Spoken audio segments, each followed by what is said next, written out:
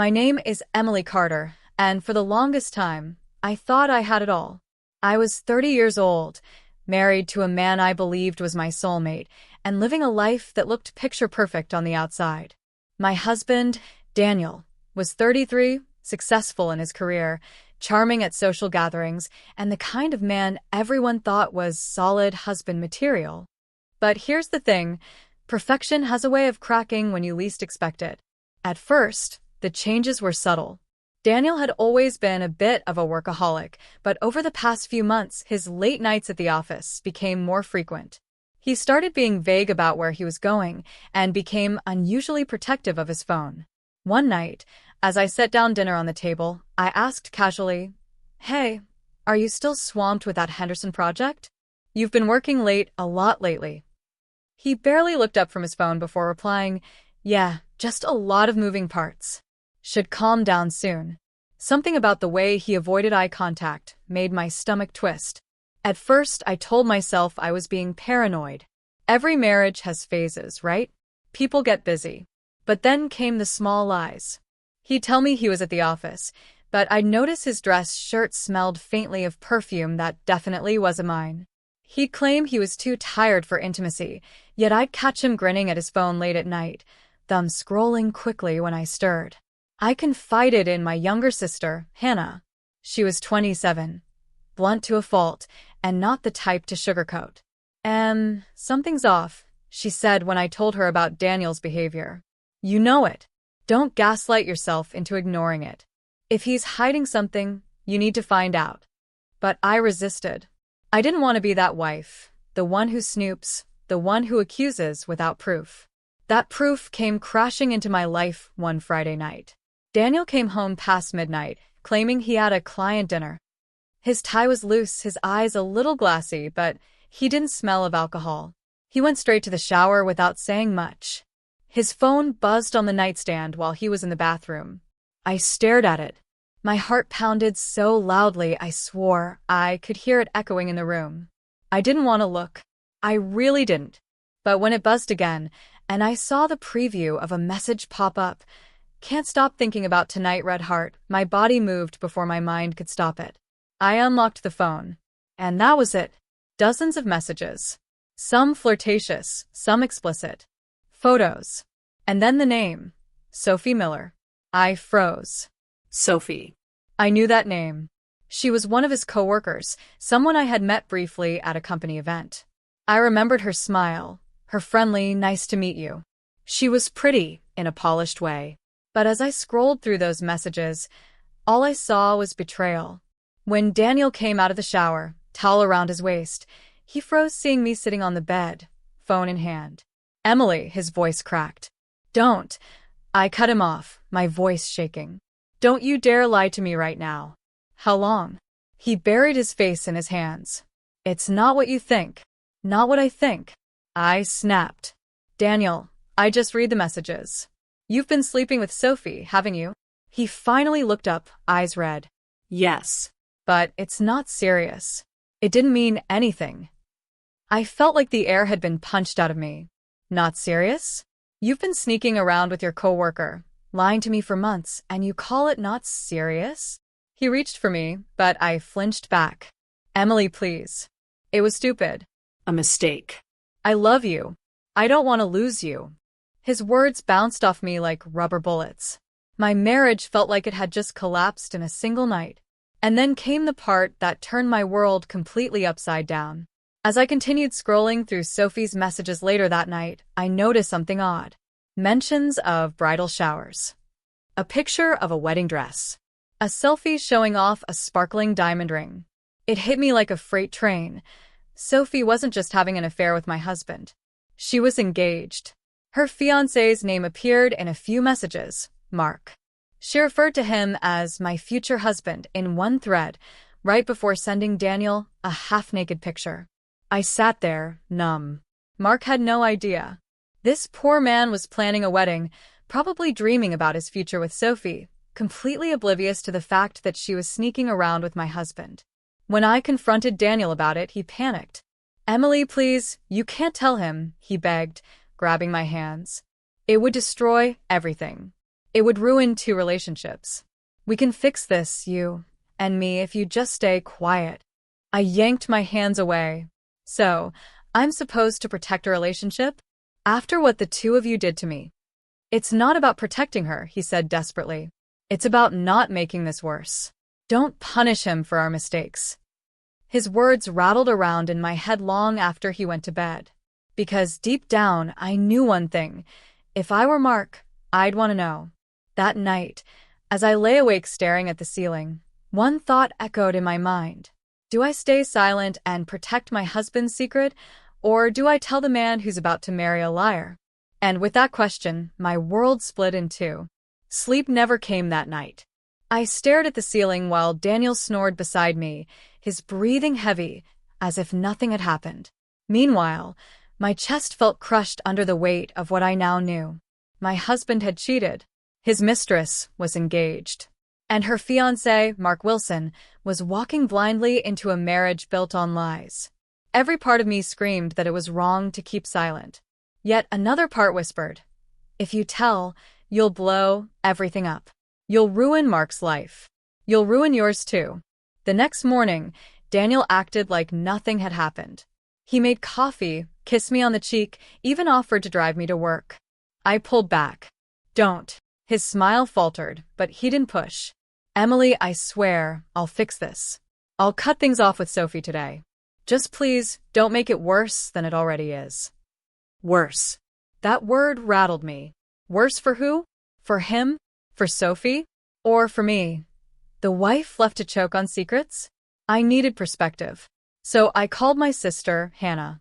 We met at a little cafe downtown, the kind with chipped mugs and squeaky chairs. The smell of strong coffee usually comforted me, but today it only made my stomach twist. When I told her everything, Hannah slammed her hand on the table so loudly people turned. Are you kidding me, Em? He cheats on you, begs you to stay quiet, and you're actually considering it? No. Absolutely not. That man deserves to be exposed. And so does she. Hannah, it's not that simple, I whispered, glancing around nervously. Yes, it is, she shot back. If Mark were you, wouldn't you want to know? Wouldn't you want someone to save you from marrying a liar? Her words struck deep. Because yes, I would want to know. But still, guilt gnawed at me. If I told Mark, his world would collapse. Weddings take months of planning, families spend thousands of dollars, dreams are tied up in them. Was it fair for me to wreck all that? Or was it crueler to stay silent and let him marry a woman who was sneaking around with another man? That night, Daniel tried to soften me up. He brought home flowers, my favorite chocolate cake, even poured a glass of wine, and suggested we watch our old wedding video together.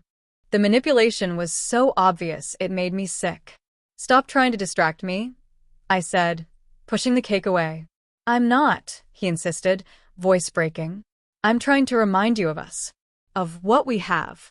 Don't let one mistake destroy it all. One mistake. I snapped. Daniel, this wasn't a drunken one-night stand. This was an affair. Ongoing. With someone who's engaged. You lied to me for months. He lowered his head into his hands. I know. I messed up. But please, Emily, don't tell Mark. He doesn't deserve that pain. I stared at him, fury bubbling up. And I do. He didn't answer. The next week was torture.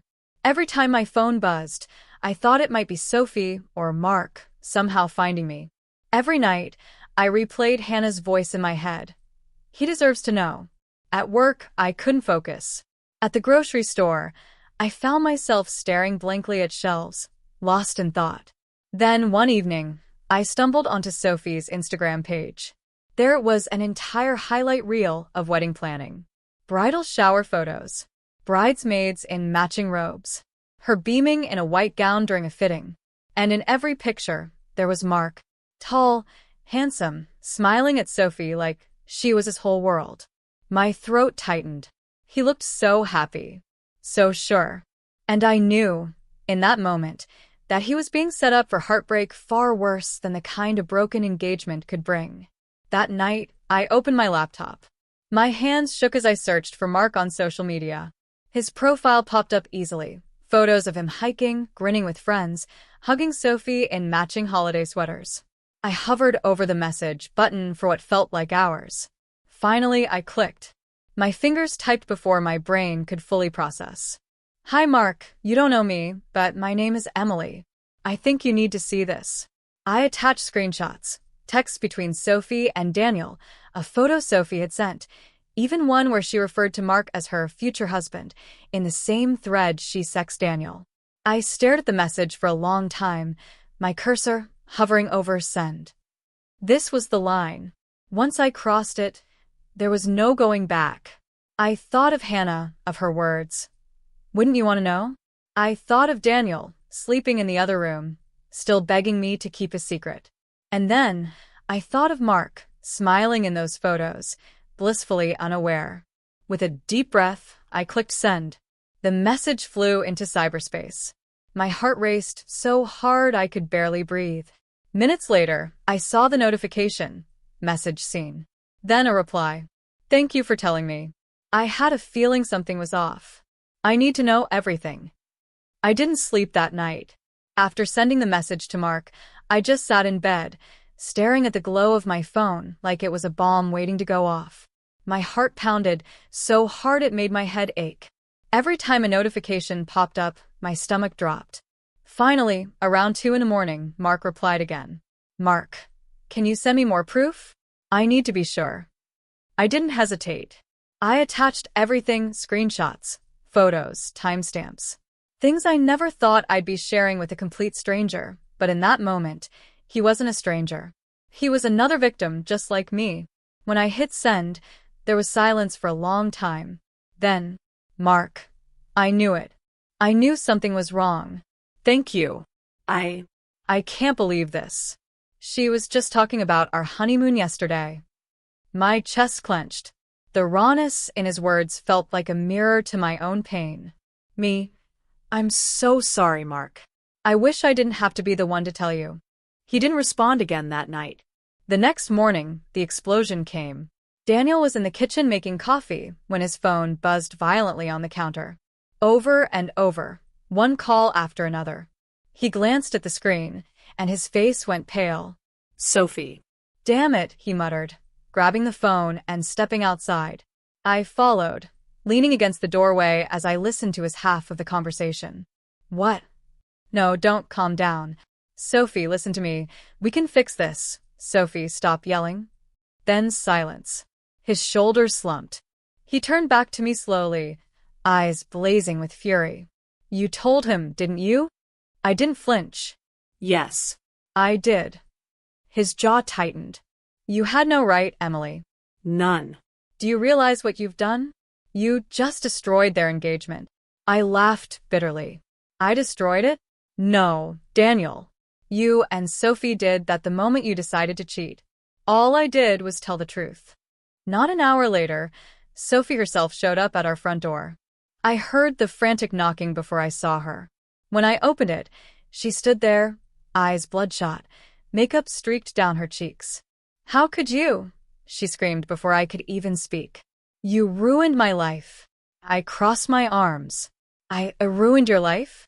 Sophie, you were sleeping with my husband while planning a wedding. You ruined your own life. Her hands shook. Mark left me.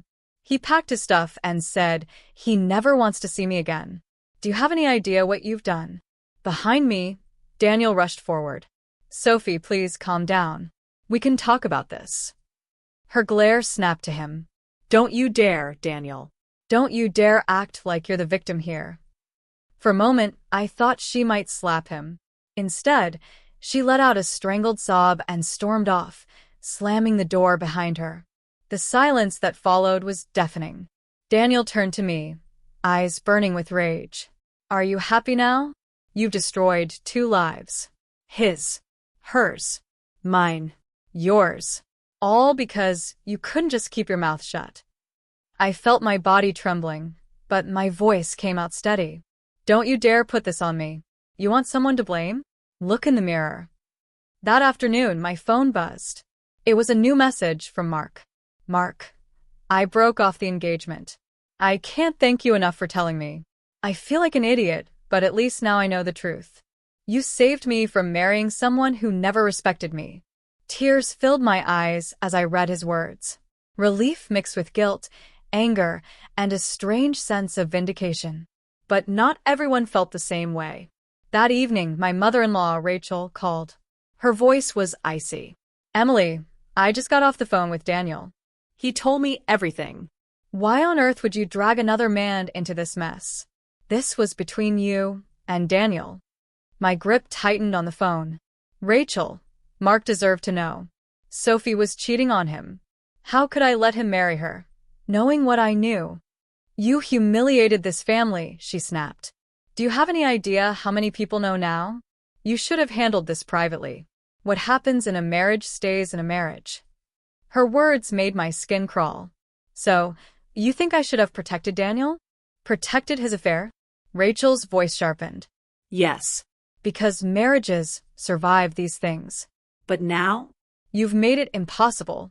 Congratulations, Emily. You didn't just ruin your own marriage, you ruined someone else's too." Before I could respond, she hung up. I sat there, shaking, staring at the phone in my hand. First Sophie, then Daniel, now Rachel. Everyone seemed to think I was the villain in this story. But was I? Or was I just the only one brave enough to tell the truth? The house felt like a war zone.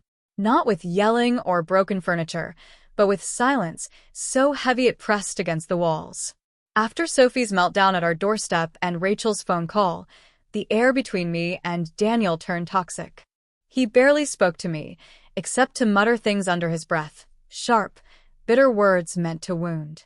One night, as I was loading the dishwasher, he walked past me and hissed, "You couldn't stand being humiliated alone, could you? You had to drag everyone else down with you." I slammed a plate into the rack harder than I meant to. "Don't twist this around, Daniel. I didn't cheat. I didn't lie. I didn't blow up our marriage, you did." He didn't reply, just walked upstairs, leaving me trembling with rage. The next morning, I got another message from Mark. "Mark, it's official. The engagement is over. Sophie tried to beg, said it was a mistake, but I can't marry someone who lies to me like that. I feel destroyed, but I also feel relieved. Thank you again, Emily. You saved me from a lifetime of misery." Reading his words, I felt two conflicting emotions. Relief because he saw me as someone who helped him, but also guilt because his broken engagement still felt like blood on my hands. I didn't tell Daniel about Mark's message. He would have twisted it into more proof that I wanted to destroy lives. Later that week, I met Hannah at my apartment. She took one look at me, dark circles under my eyes, hair in a messy bun, still wearing yesterday's clothes, and frowned. You can't go on like this," she said firmly, setting down takeout on the table. "You look like you're carrying the weight of the world." I collapsed into a chair. "Maybe I am. Everyone thinks I'm the villain, Hannah. His mother hates me, Sophie hates me, and Daniel blames me for everything." "Of course he does," Hannah snapped. "Because if he blames you, he doesn't have to face what he did. But let me make this crystal clear. This is not on you. He cheated. She cheated. You told the truth. That's it." Tears burned my eyes. But what if I went too far? What if I shouldn't have told Mark? I keep asking myself, did I destroy something I didn't have the right to destroy? Hannah grabbed my hand. "You didn't destroy anything. You exposed it. Big difference." That night, while Daniel was in the shower, his phone buzzed on the nightstand. My chest tightened. I wasn't snooping, I told myself I wasn't, but when it buzzed a second time, I glanced at the screen. "Sophie." The preview message read, "Please, I need to see you. I can't do this alone."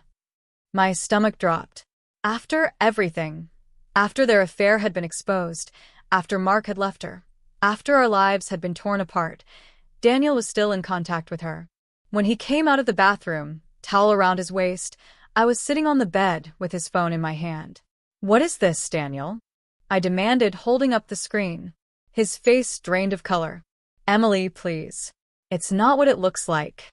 Don't you dare say that to me again." I snapped, voice shaking. "She's still messaging you.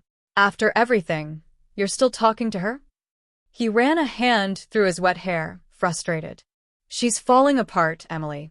You just what? Feel sorry for her? Want to comfort her? You've already ruined my trust once. Now you expect me to believe you're just being her shoulder to cry on? He hesitated, and that hesitation told me everything I needed to know. That night, I broke down completely. I sat on the bathroom floor, knees pulled to my chest, sobbing until my throat was raw. The weight of betrayal, of blame, of loneliness, it all crashed down at once. I thought of the woman I used to be, bright, hopeful, in love, and I barely recognized her anymore. Was this my life now? Trapped with a man who cheated, lied, and still clung to the woman who helped destroy our marriage? The next day, Hannah came over again. She didn't even ask. She just showed up with coffee and a bag of groceries. When she saw my puffy eyes, she pulled me into a hug. You can't keep living like this, she whispered. He's still betraying you. And he's making you feel like you're crazy, when really, he's the one who's insane. I don't know if I'm strong enough to leave, I admitted, voice cracking. Yes, you are, she said firmly. You don't see it yet, but you are. And you deserve so much more than this. That night, lying awake while Daniel scrolled on his phone beside me, a terrible clarity settled over me. This wasn't just about betrayal anymore. It wasn't just about Sophie, or Mark, or the affair. It was about me. About my self-worth. About whether I was willing to keep sacrificing myself to protect a marriage Daniel had already destroyed. For the first time, I thought, maybe the bravest thing I can do is walk away. The morning after I saw Sophie's messages on Daniel's phone, I woke up with a clarity I hadn't felt in months. It wasn't peace, not yet, but it was resolve. I stood in front of the mirror, staring at a face I barely recognized. Pale skin, dark circles, lips pressed into a thin, tired line. I whispered to my reflection, "You can't do this anymore." When Daniel came down for breakfast, the air between us was thick. He poured his coffee, pretending nothing was wrong. Pretending we weren't wrong. I set my mug down and said it plainly. I saw Sophie's messages. I know you're still talking to her. His jaw tightened. Emily, she's in pain. I was just being a friend.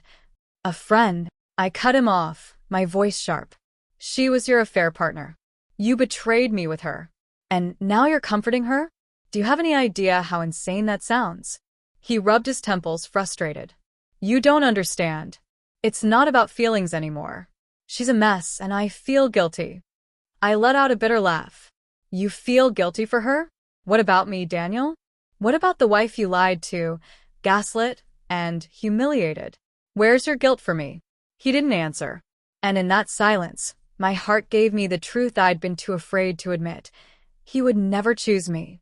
Not really. That evening, I sat him down in the living room. He scrolled on his phone, clearly annoyed at the talk. I was about to start. Daniel, I said quietly, I can't do this anymore. I want a separation. His head snapped up. What? No. Emily, don't be ridiculous. We can fix this. Fix this. I repeated, my voice trembling. You had an affair. You begged me to keep it quiet. You blamed me when I told Mark the truth.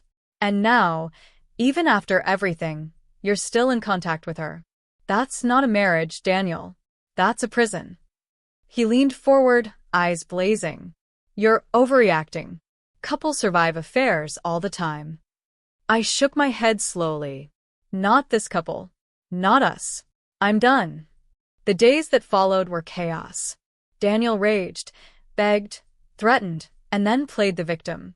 His family turned their anger on me, Rachel calling to say I was tearing apart the family, James quietly urging me to think carefully before making a permanent choice. But my mind was made up.